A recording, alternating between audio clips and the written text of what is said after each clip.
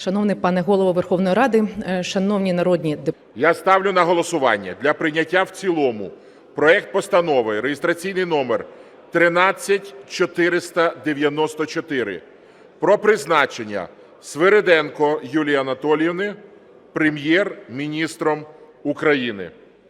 Я прошу народних депутатів голосувати.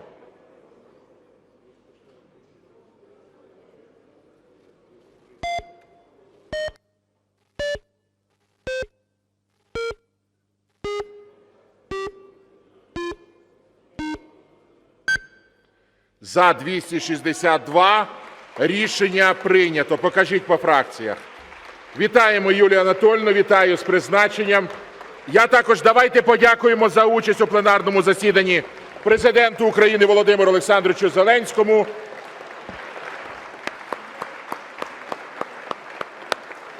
Шановні колеги, а зараз я оголошую перерву у пленарному засіданні до 14 години для того, щоб пройти всі процедури, пов'язані з висуненням нового складу Кабінету Міністрів. Дякую. 10 статті 83 Конституції України має право коаліції депутатських фракцій у Верховній Раді України.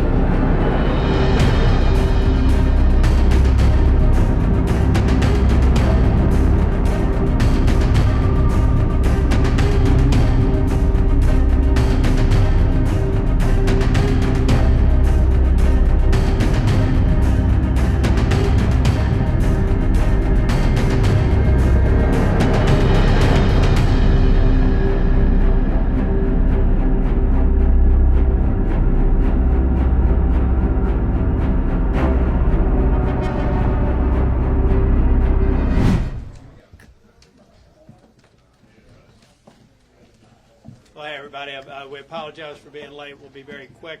We're about to have a meeting with the Secretary General. Wanted to answer some of your questions beforehand. That President Trump said, basically, if Russia is not serious about peace talks, within 50 days, he will slam secondary sanctions on countries like India, China and Brazil. So my encouragement to these three countries particularly is, if you live now in Beijing or in Delhi, or you are the president of Brazil, you might want to take a look into this, because this might hit you very hard. So please make the phone call to Vladimir Putin and tell him that he has to get serious about peace talks, because otherwise this will slam back on Brazil, on India and on China in a massive way. So I think it was a very smartly, wisely designed announcement yesterday by President Trump, but also the weapons I think is very important, and we will find the money in Europe to make sure that Ukraine has what it needs to be in the best possible position during these peace talks as soon as they start. Well, first of all, this is an ongoing process. This is not just one package. So what NATO is good at is, together with Ukrainians, through our command in Wiesbaden, to design packages which are maximum useful for Ukraine when it comes to air defense, when it comes to ammunition, when it comes to missiles. So this is what we will now be working on with the US. Of course, in a way that the US still has enough stockpiles for you to be able to defend yourselves, but also to massively make sure that Ukraine has what it needs.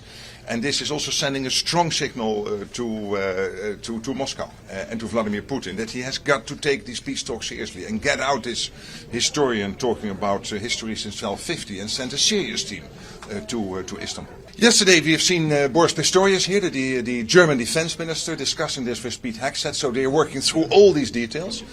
Many Patriot systems have been delivered into Ukraine. So what we are now looking at is to make sure that Patriot systems directly from the US go to Ukraine. That's one way to do it, paid for by the Europeans, or that you get a front loading from European countries into Ukraine and then being backfilled by the US. So this is all worked through now, but again the structures are established. The infrastructure, logistics is there, because this is not new. What is new is that yesterday President Trump announced that he wants the US stockpiles to open up in a way, of course, still Europeans paying and the US going forward being able to defend itself. Secretary, are long-range